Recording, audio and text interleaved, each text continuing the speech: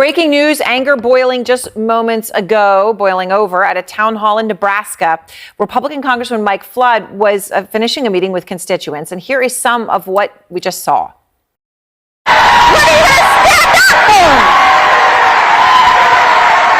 Nothing is quite so sweet as the schadenfreude of watching Republicans suffer the consequences of their own actions. Please enjoy this video of what happened last night at the town hall of MAGA Congresswoman Harriet Wageman, who defeated Liz Cheney in deep red Wyoming, where Trump won over 45%, the biggest margin in the entire country. Check this out.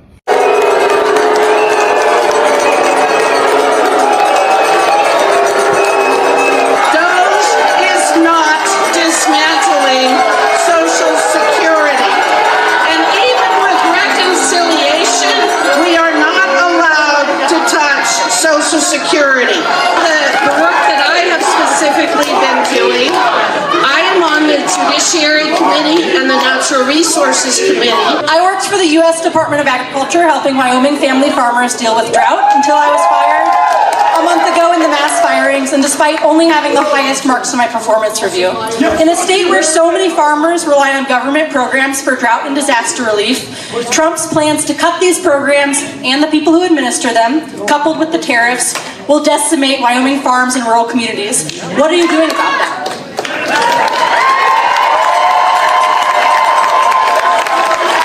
I disagree.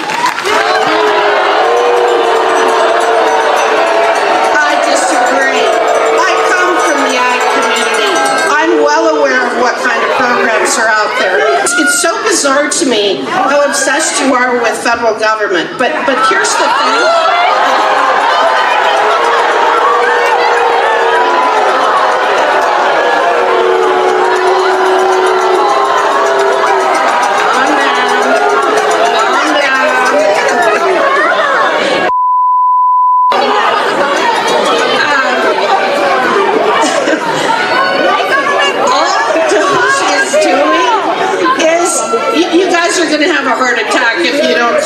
Hello guys, and welcome to the Joy Report. In today's video, we're going to talk about MAGA supporters regretting their votes and heckling their representatives at town hall meetings demanding for answers.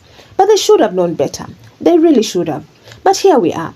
MAGA supporters, the die-hard Trump fans, the American First crowd, are now turning on their own leaders. And it's all happening in town halls across the country. What started as blind loyalty is now boiling over into frustration, anger, and outright betrayal. You see, the very people who cheered, chanted, and voted for Trump are now the ones shouting down Republican representatives demanding answers. Why? Because reality has finally caught up with them. If this is the kind of content you enjoy, please consider subscribing, liking, and sharing so that YouTube may recommend it to a wider audience. But for now, without further ado guys, let's go straight into this video.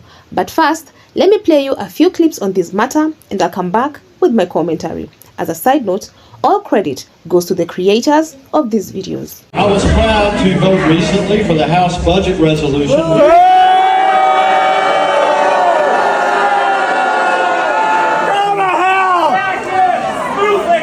Ladies and gentlemen, here's the deal. Here's the deal. That $36 trillion number is not going away.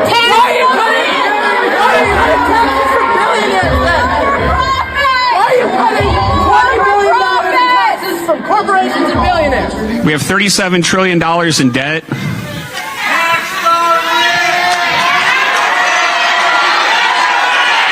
Again, the $37 trillion in debt is a real issue. So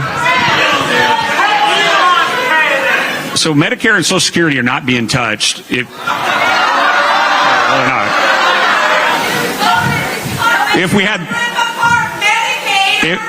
If we had the interest, I would walk you through how the reconciliation bills would go and the civics behind it, but that may be a little stretch for right now.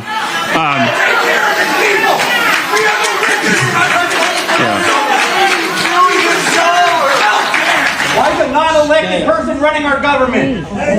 Why? Like him or not, Elon Musk has brought a lot of really smart people.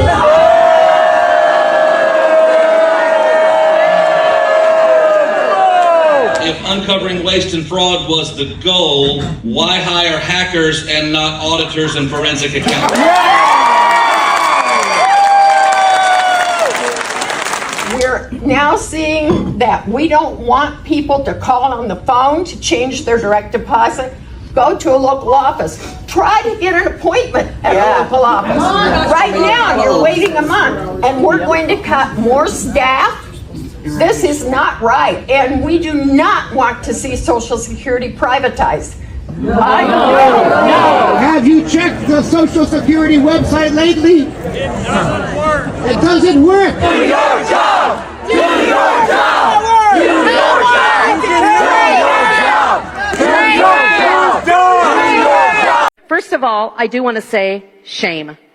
I want to say shame for your comment, your quote that you said, President Zelensky's approach today was disrespectful to President Trump and undermines the goal of bringing peace and that. So shame on that. But, second of all, I am the daughter, the niece, the sister of veterans, Korea veteran, Iraqi war. I have received the American Legion Auxiliary newsletter for quite a long time. For decades, they have stated that we are underfunded and understaffed, repeatedly stated that. You have said otherwise with Doge. Who's lying, them or you?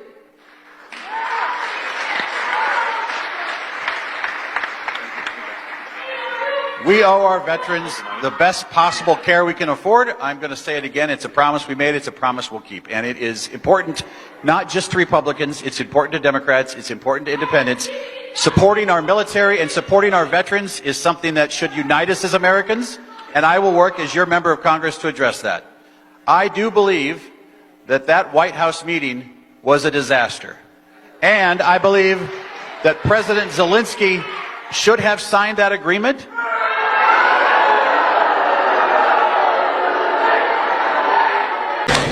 Do you support the annexation of Canada and/or Greenland? And this is a yes or no question. I don't want you to wander off into the woods. I don't want to hear about your latest week in your office. And do you like the way he treats the Premier or the President of Canada, calling him governor? Is that the way you do as a diplomat? Is that the way the United States should act to our closest neighbors? My question to you is, why do you believe that President Trump is above the law? And I'll just reinforce what other people have been saying here. Why have you not spoken out for it?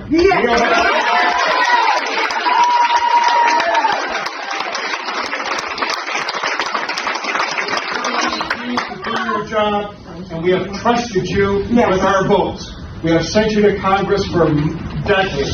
We expect you to follow through for what we Iowans really want our government to do, and not to have a federal government that is being dismantled by this President Trump and Elon Musk. Please stand up for what's right and do your jobs. I've been in Spokane for 39 years from New Jersey. I've never been involved in politics before, but this is getting really scary. Okay, so the things that frighten me is the way this insane president talks about Canada as a 51st state. Taking Panama by force and buying Greenland. How does this person qualify as sane? Why is he not being impeached right now?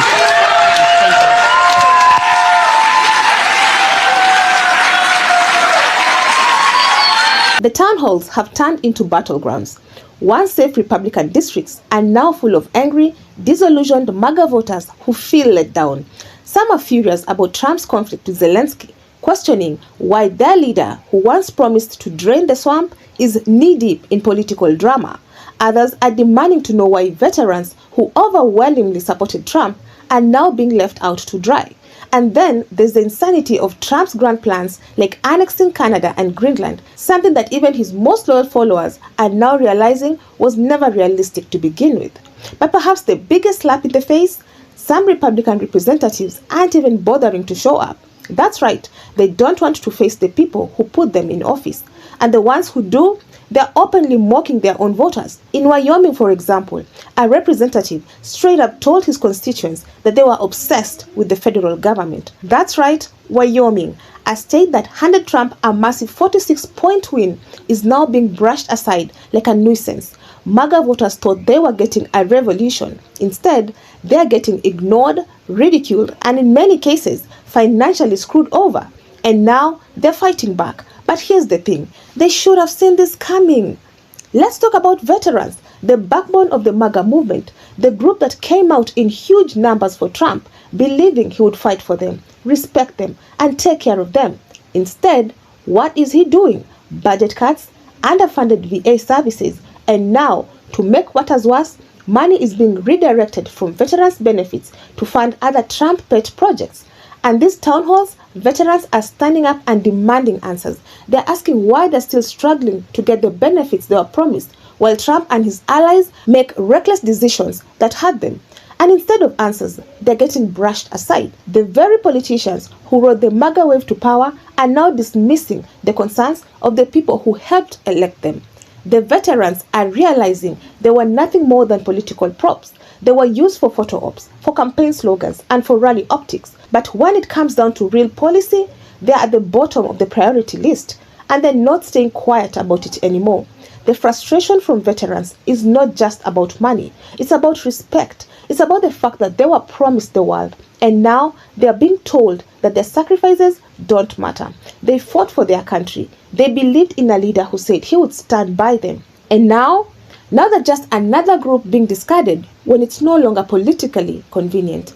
At town halls across the country, veterans are confronting their representatives, demanding to know why Trump's administration is taking money from veteran programs while pushing costly and unnecessary initiatives elsewhere. And the response? Dismissal, or worse, excuses that don't hold up. All the town halls that have been being held across the United States, because Congress, the House of Representatives, has been on a break. So what you do when that happens is the members go back to their communities and they have town hall meetings with their constituents, those who voted for them, those who didn't vote for them, but the concerns that they have in their districts and across the country. So today, the Republican conference has put out that they don't want their Republican congresspeople having town hall meetings in person with their constituents. Now, see, they only think their constituents are the people who voted for them. And they think, they would be friendlier to them. That's what they want. But what they need to understand is they pissed everybody off. So you have Republicans and Democrats who are there, raising their voices. But don't you think it's kind of chicken shit to where you're telling Republican congresspeople, don't talk to your people. Don't talk to the people who voted for you. Folks, this is what you need to remember next year in 2026 when the election happens. These are the people who didn't want to come talk to you because they knew that they're doing a crappy job and they're supporting someone who is destroying America. So get ready for 2026 and make sure you can call them constantly. Don't let them off the hook, folks. Just because they won't come see you, you make sure they hear from you. But all I can say is you Republicans, you're a bunch of cowards. You're a bunch of cowards. So, Republican representative duck town hall meetings. No more town hall meetings. I don't have time to talk to you. Donald Trump is doing such a fantastic job. Now that's it. One of the biggest reasons we're seeing this meltdown is that so many Trump supporters were one-issue voters. They didn't look at the full picture. They just focused on the one thing they cared about. Maybe it was immigration. Maybe it was owning the libs. Maybe it was their belief that Trump was going to bring back coal jobs or stand up to China. But they never stopped to ask, what happens next? What about the bigger picture? And now it's coming back to bite them hard. Take the trade war with allies. Many MAGA supporters supported Trump's tariffs because he convinced them it was all part of making America great again. But now, the reality is sinking in. The tariffs doesn't just hurt China or Europe. They hurt American farmers, small businesses, and everyday consumers. Prices are going up, exports are going down, and the very people who cheered these policies are now the ones feeling the pain the most. Farmers in particular are struggling. Many of them were among Trump's strongest supporters, believing his tough on China stance would benefit them in the long run. But what actually happened? They lost major buyers for their crops, the markets they depended on dried up, immigration is causing them to lose their workers. Take Nebraska, for example. They're projected to soon go bankrupt because there are no workers to work on their fields. Government subsidies that used to help them cover for some of their losses are also being cut. And now, at town halls, these same farmers are demanding answers from their Republican representatives, only to be met with excuses or flat-out avoidance. So I watched some things online, town halls that Republicans were doing, and there's boos, there's angry shouts, people are chanting over them. It's really becoming almost an embarrassment to be a Republican in office, because people don't want to hear them. Because how can you defend attacking Canada? How can you defend attacking another country? That's not who the United States are. We've never been that way. We've never attacked anyone unless it was in response to something. And people are getting really angry about it. And so Republicans are starting to not have as many town halls. They're not coming out and talking, because how can you support the fact that Trump is attacking with trade Europe? And then, of course, Europe responds by canceling defense contracts. They're building up their own defense industry now, so they don't have to buy from America. So going forward, we're going to have less sales, less trade with other countries, because they're going to find other ways to do it. Like, I just saw a thing on Friedrich Merz, who's going to be the new chancellor of Germany. $500 billion that they passed a bill to increase infrastructure and defense spending and investing in defense plants, so they can build their own, so they can sell to the European Union, and then nobody has to buy from America. That is the Trump legacy. That is what Trump is doing to our country. We used to be a powerhouse of sales. Today we still are, because they haven't built this yet. But once it's built, we're going to see our GDP go down. Excuse me. And that will be Trump's legacy. He is ruining this country, and the Republicans are backing him. Those in power are backing him, because they know that if they go against him, they won't get elected. I've been seeing so many videos of Republican town halls across the country. Doesn't matter what state they're in. And they are getting reamed by their constituents. Their constituents are straight up asking them, how are you going to handle all this crap that Trump is doing, all these illegal things? And then they go and defend it. And then they are attacked. Not physically, but yeah. So if you have a person in the House or the Senate, U.S., that is having a town hall near you, you should go. You should go be a part of the resistance. However, after the shellacking that they have gotten over the weekend, I think they're going to do what they did for the last Trump administration, is just not do town halls anymore. They don't know what to do. They don't know how to defend Trump. One thing I didn't see being mentioned about Mike Flood's town hall in Columbus, Nebraska last night, I was there, is how at the beginning he had a priest come on the stage and lead a prayer. And this prayer began with the priest asking God to bless our kings. So yeah, we have kings. Then there's the Trump conflict with Zelensky.